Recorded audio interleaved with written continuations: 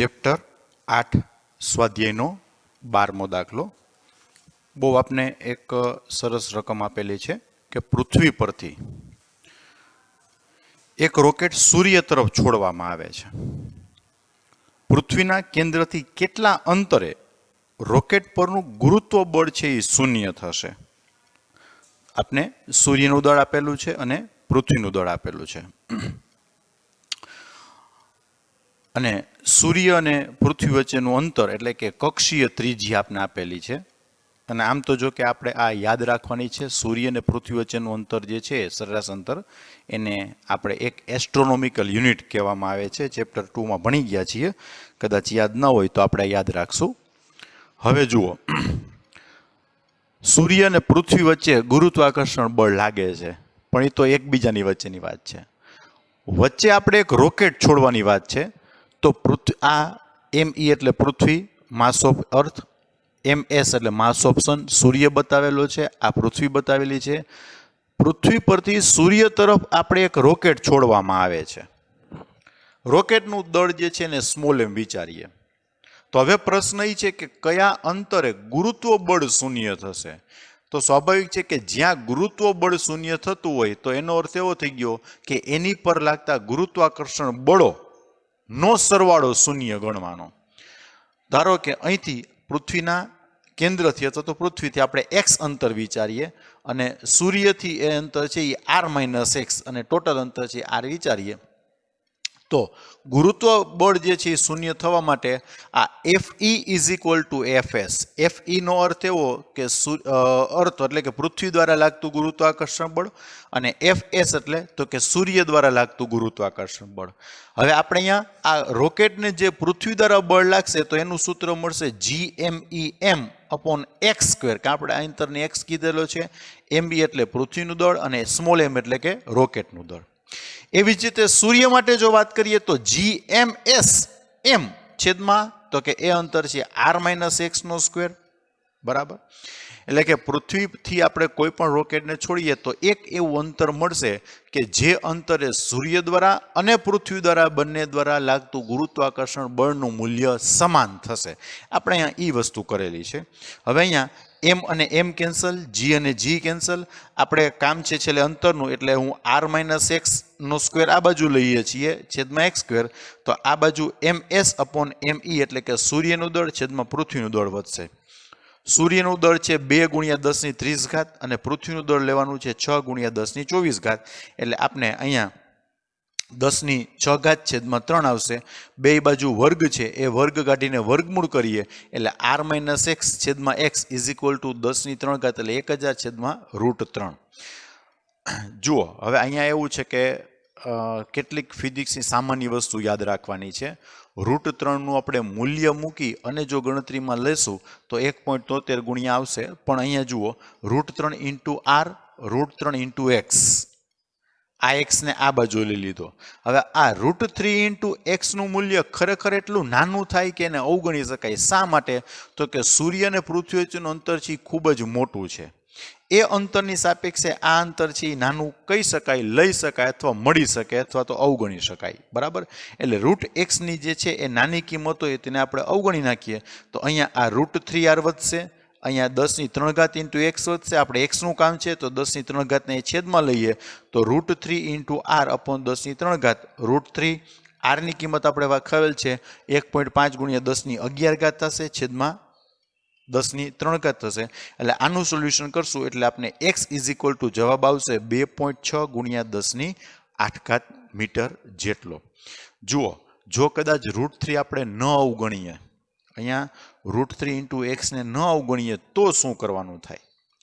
તો આપણે આ જે પદાવલી આવે છે 10⁻³ આ બાજુ લઈએ, બરાબર, આના મૂલ્ય ગોતીએ તો આમાંથી આપણે અહીંયા આ ડેલ્ટા પદ્ધતિ જે છે જેનું નિયત વર્ગમૂળ ન નીકળતું હોય તો ડેલ્ટા = b² - 4ac/, બરાબર, આવી રીતે કરીને આપણે જે રૂટ કાઢીએ છીએ એ રીતે આપણે રૂટ કરવા પડે તો પણ એની કિંમત જે છે નિયર અબાઉટ આની આસપાસ જ આવે છે।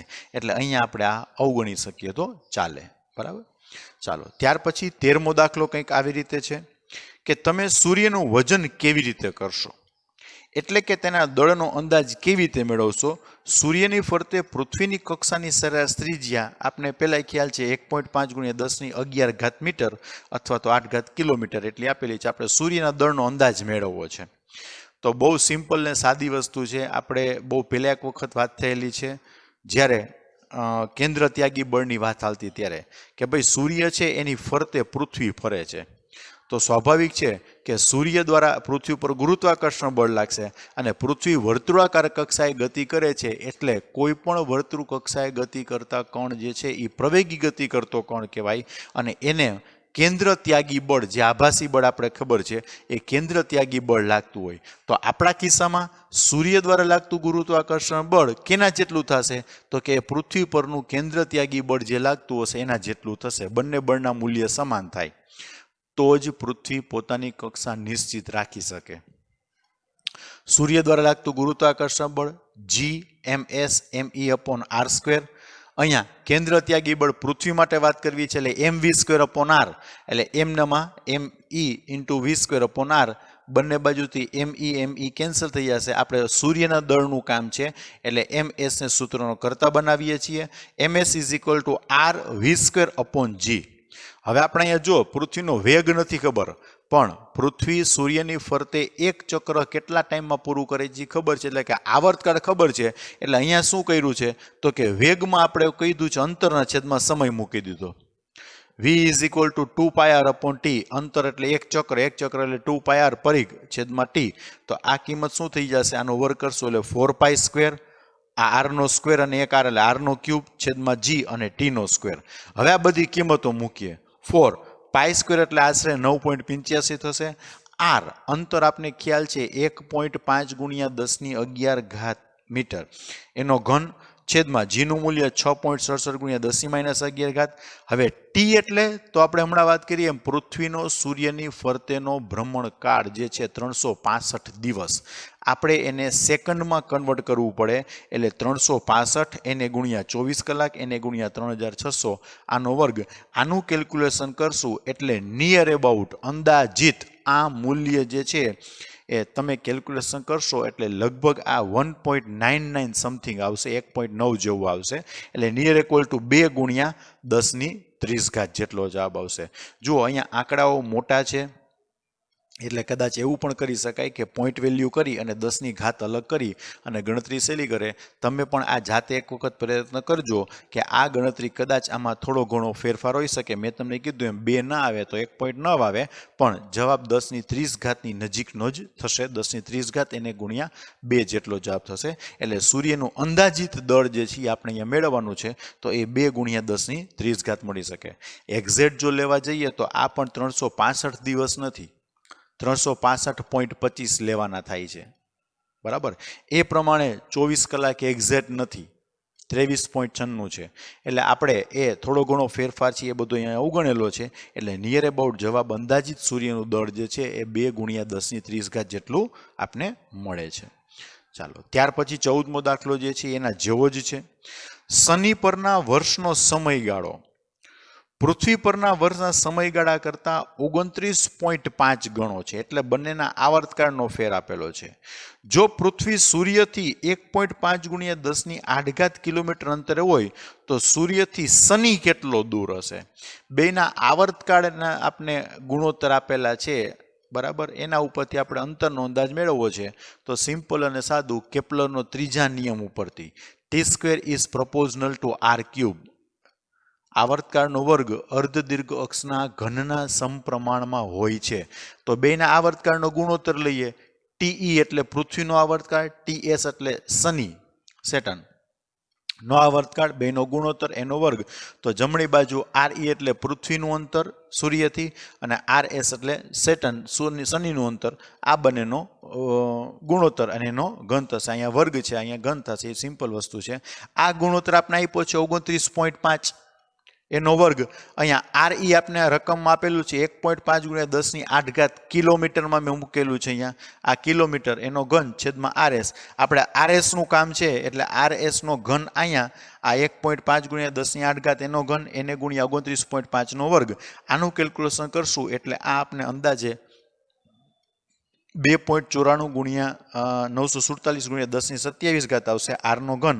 જુઓ આવું જ્યારે થાય ને ઘનવાળું જો કોઈ પણ પદ આવતું હોય ત્યારે હંમેશા અહીંયા 10ની ઘાત એવી લેવી કે જેને 3 વડે ભાગાકાર કરી શકાતો હોય. 24 ઘાત લઈ શકાય, 27 ઘાત લઈ શકાય અથવા 30 ઘાત લઈ શકાય.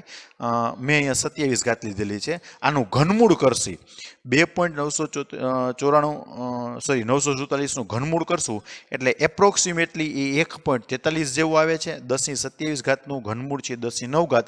અહીંયા મેં વાત કરી એમ કિલોમીટર લીધેલા છે એટલે આ જવાબ જે છે એ આપને કિલોમીટરમાં મળશે. એટલે આ અંદાજિત શનિ જે ગ્રહ છે એ શનિ ગ્રહ માટેનું અંતર 1.43 ગુણ્યા 10⁹ ઘાત કિલોમીટર આપને મળશે.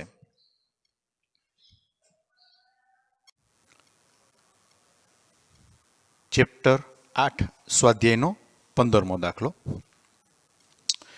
એક પદાર્થનું પૃથ્વીની સપાટી ઉપર આપણે વજન કીધું છે 63 ન્યૂટન. તો પૃથ્વીની ત્રિજ્યા કરતાં અડધી ઊંચાઈએ તે પદાર્થ પરનું ગુરુત્વ બળ કેટલું હશે? ગુરુત્વ બળ એટલે પાછું વજન જ કેટલું હશે? જુઓ પૃથ્વીની સપાટી ઉપર વજન એટલે W is equal to mg.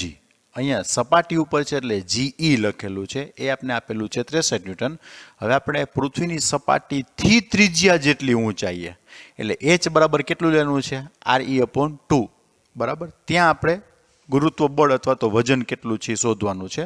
તો પૃથ્વીની સપાટીથી કોઈ પણ વધારે ઊંચાઈ હોય, જો થિયરી વખતે એક વસ્તુ કીધી લેતી ખાસ યાદ રાખવી, પૃથ્વીની સપાટી ઉપર ગુરુત્વાકર્ષણ બળ ગુરુત્વ પ્રવેગ સૌથી મહત્તમ હોય.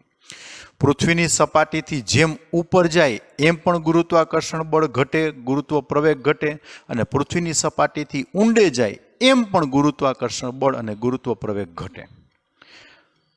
નાનકડો એક ફેર છે.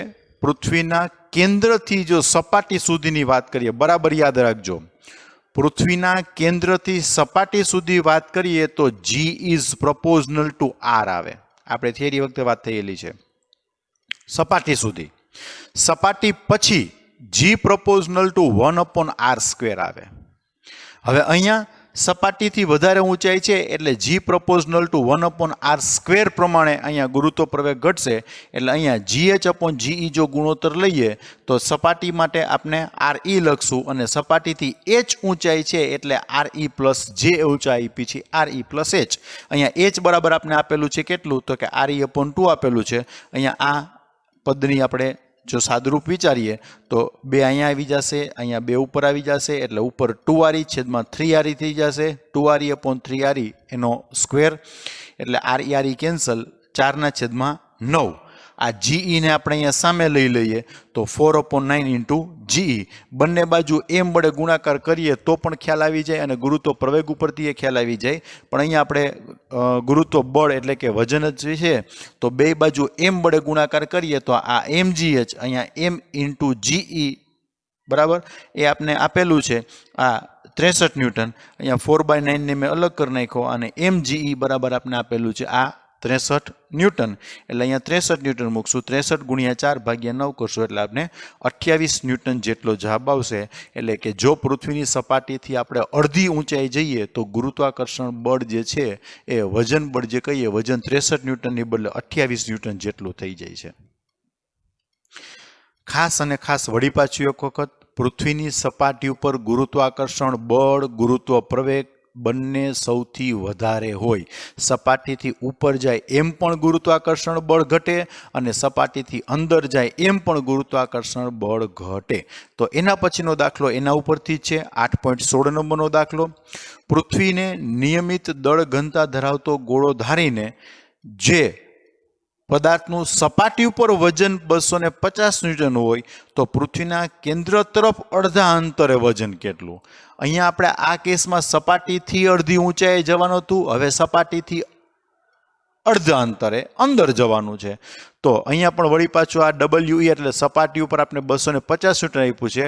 હવે ડિસ્ટન્સ એટલે કે સપાટીથી ઊંડાઈ કેટલી લેવાની છે તો કે RE/2 ત્રિજ્યા કરતાં અડધી. તો આપણે થિયરી વખતે સૂત્ર ભણી ગયા છીએ. પૃથ્વીની સપાટીથી કોઈ પણ d ઊંડાઈ માટેનું સૂત્ર જે છે એ આપણે આપેલું છે G of D is equal to GE 1 - D upon RE. અહીંયા d બરાબર આપણે લેવાનું છે RE/2. જો એક યાદ રાખજો વસ્તુ, સપાટીથી d ઊંડાઈનું સૂત્ર જે છે એ G of D is equal to GE 1 - D upon RE છે. અને પૃથ્વીની સપાટીથી ઊંચાઈ માટેનું સૂત્ર આના જેવું જ છે. G of H is equal to GE 1 - 2H upon RE. પણ એ ક્યાં લાગુ પડશે? જ્યારે H જે છે એ પૃથ્વીની સપાટીથી ખૂબ જ ઓછું હોય ત્યારે, H is less than RE હોય ત્યારે લાગુ પડે છે.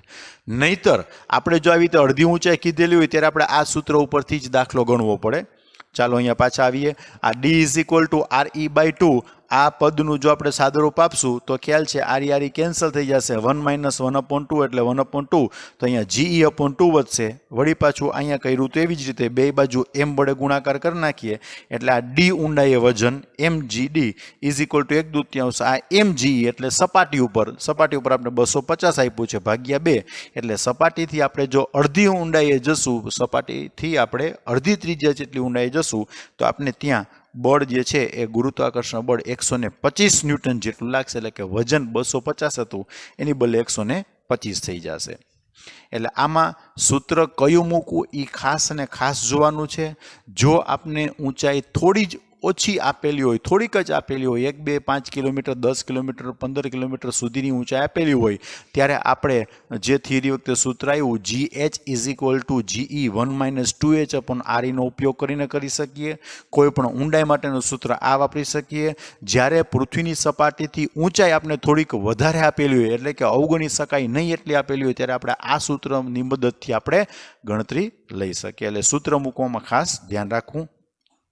ત્યાર પછી આપણે 17મો દાખલો. પૃથ્વીની સપાટી ઉપર 5 કિલોમીટર પ્રતિ સેકન્ડની ઝડપે ઉર્ધ્વ દિશામાં. જો અહીંયા હવે મેં ડેટા નથી મૂકેલો. 5 કિલોમીટર પ્રતિ સેકન્ડના આપણે મીટર પ્રતિ સેકન્ડ કરવા પડશે. રોકેટ છોડવામાં આવે છે. પૃથ્વી પર પાછા આવતા અગાઉ રોકેટ કેટલે દૂર જશે? પૃથ્વીનું દળ આપેલું છે, સરેરાશ ત્રિજ્યા આપેલી છે અને G આપેલું છે. ફરી પાછું એક વખત પ્રશ્ન.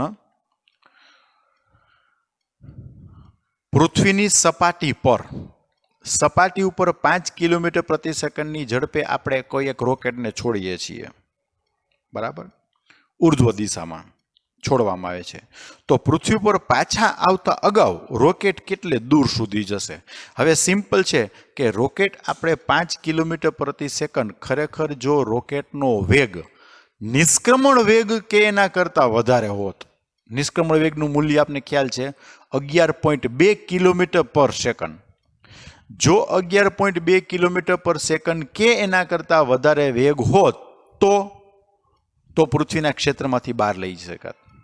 પણ અહીંયા આપણે રોકેટનો વેગ આપેલો છે 5 કિલોમીટર પર સેકન્ડ. એટલે શું થશે તો કે એ રોકેટ અમુક અંતર સુધી જશે અને જ્યાં એનો વેગ શૂન્ય થશે ત્યાંથી એ વળી પાછું આવશે. એટલે આપણે ધારો કે કોઈ પથ્થરનો ઘા કરીએ, આપણે પથ્થર ઉપર અવકાશમાં નાખીએ કે ઉપર રાખીએ તો સ્વાભાવિક છે કે 2 માળ 3 માળ 5 માળ સુધી જાય પછી પાછો આવે. આ એના જેવો જ કિસ્સો થયો, પણ થોડુંક આપણે મૂલ્ય મોટું આપેલું છે. પથ્થરના કિસ્સામાં શું થાય તો કે પ્રારંભિક વેગ વધારે હોય. જ્યારે આપણે પથ્થર ઉપર બળ આપ્યું છે, ઘા કર્યો છે, ત્યારે પ્રારંભિક વેગ વધારે છે. વેગ ઘટતા છેલ્લે શૂન્ય થાય ત્યારે અટકી જાય અને પછી એ પથ્થર પાછો આવે. હવે અહીંયા રોકેટમાં શું કિસ્સો થશે તો કે અહીંયા પણ એમ જ થશે. પ્રારંભિક વેગ છે ખૂબ જ વધારે હશે, પછી ઘટતા જ્યારે વેગ શૂન્ય થશે ત્યારે એ પાછું આવશે. પણ અહીંયા અંતર ખૂબ જ મોટું છે. ખૂબ જ અંતર મોટું છે એટલા માટે આપણે અહીંયા ઉર્જા સંરક્ષણના નિયમનો ઉપયોગ કરશું. જુઓ કે પૃથ્વીની સપાટી ઉપર જેટલી કુલ ઉર્જા હશે રોકેટની, સ્થિતિ ઉર્જા અને ગતિ ઉર્જા, એટલી જ ઉર્જા ક્યાં હશે તો કે h ઊંચાઈ હશે. ઉર્જા સંરક્ષણ નિયમ આપને ખ્યાલ છે. તો પૃથ્વીની સપાટી પર કુલ ઉર્જા ઇઝ ઇક્વલ ટુ h ઊંચાઈએ કુલ ઉર્જા. સપાટી ઉપર એની પાસે ગતિ ઉર્જા છે અને સ્થિતિ ઉર્જા છે. ગતિ ઉર્જા આપણે ખ્યાલ છે 1/mv². સ્થિતિ ઉર્જા પૃથ્વી અને રોકેટ દ્વારા બનતું તંત્ર છે -gmem/re, પૃથ્વીની સપાટી છે માટે. હવે એ આપણે કેટલું ઊંચું જાય છે એ ખ્યાલ નથી. ધારો કે h જેટલું ઊંચું જતું હોય તો ત્યાં અટકી જશે. અટકી જશે એટલે ત્યાં એનો વેગ શૂન્ય થાય. વેગ શૂન્ય થાય તો ગતિ ઉર્જા ત્યાં શૂન્ય થશે. સ્થિતિ ઉર્જાના કિસ્સાની વાત કરીએ તો અહીંયા -gmem ખાલી re હતું, જ્યારે અહીંયા શું આવશે તો કે gmem/re પ્લસ જે ઊંચાઈએ પહોંચ્યું હશે એ h ઊંચાઈ આપણે આવશે. હવે આખા સૂત્રમાંથી બધી બાજુથી જો સ્મોલ m કેન્સલ થઈ જશે. ત્યાર પછી આ v² gmem/re, અહીંયા gme/re પ્લસ h, મેં આ 1/2 જે છે એમાં આખા સમીકરણને 2 વડે ગુણાકાર કરી નાખ્યો એટલે v² માઇનસ 2gme/re, અહીંયા 2gme/re પ્લસ h. આપણે કામ છે hનું કામ છે એટલે આ પદને હું આ બાજુ લઈ લઉં છું, આ v² વાળું પદ ઓલી બાજુ લઈ લઉં, ઊંધું થઈ જશે તો 2gme/re માઇનસ v² થઈ જશે. અહીંયા re લસા કર્યો છે તો re ને અહીંયા સામેને ગુણાકાર કરશો એટલે 2gme -v²/re છેદમાં re. પણ હમણાં પાછું મેં કીધું એમ આપણે કામ કોનું છે તો કે આપણે h ઊંચાઈ ગોતવી છે એટલે આને સૂત્રનો કરતા બનાવવો છે. આ પદને સૂત્રનો કરતા બનાવીએ એટલે આને સામે લઈએ, બાકી બધું આ બાજુ લઈએ તો આ re અહીંયા ગુણાકારમાં આવી જશે 2gme/re ના છેદમાં આ આખું પદ 2gme -v²/re. હવે અહીંયા જગ્યાના અભાવના કારણે મેં કિંમતો મૂકેલી નથી, પણ તમે લોકો કિંમતો મૂકીને જોઈ લેજો. અહીંયા આપણે 2 એટલે ખ્યાલ છે, જીનું મૂલ્ય ખ્યાલ છે 6.67 × 10⁻11, me એટલે પૃથ્વીનું દળ, re એટલે પૃથ્વીની ત્રિજ્યા, અને અહીંયા આ વેગ આપ્યો છે મીટર પ્રતિ સેકન્ડમાં મૂકજો ખાસ. re એટલે પણ મીટરમાં મૂકવું. જો આટલાનું કેલ્ક્યુલેશન કરશું તો એ મારે જવાબ આવે છે 8 × 10⁶ મીટર. કદાચ થોડો ઘણો પોઈન્ટનો વેરિએશન આવી શકે, આની પહેલાં પણ મેં તમને વાત કરેલી છે. તો આ re plus h is equal to શું આવ્યું 8 × 10⁶. આ આપણે re ઓલી બાજુ લઈ જશું એટલે માઇનસ re, અને re એટલે પૃથ્વીની ત્રિજ્યા મેં તમને વાત કરી બધું મીટરમાં મૂકેલું છે એટલે અહીંયા પણ મીટર, તો -6.4 × 10⁶, 8 - 6.4 એટલે 1.6 અને × 10⁶ મીટર. એટલે કે જો આપણે 5 કિલોમીટર પ્રતિ સેકન્ડના ઝડપે આપણે જો કોઈ રોકેટને ઉપર લઈ જવામાં આવશે ઉર્ધ્વ દિશામાં તો એ પૃથ્વીની સપાટીથી 1.6 × 10⁶ મીટર જેટલું ઊંચું જશે. આવો કોઈ પણ પથ્થરનો કિસ્સો હોય તો પણ આ વસ્તુ લાગુ પાડી શકાય, પણ એમાં આ h નું મૂલ્ય જે છે ખૂબ જ નાનું આવે. જ્યારે અહીંયા re પ્લસ h કે re માઇનસ h કરવાના થાય ત્યારે આ મૂલ્ય ખૂબ જ જે છે એ આપણે નાનું આવશે. એટલે અહીંયા રોકેટનો કિસ્સો જે છે એ આપણે ઉર્જા સંરક્ષણ નિયમને બધાથી સહેલાઈથી આપણે સાબિત કરી શકીએ છીએ.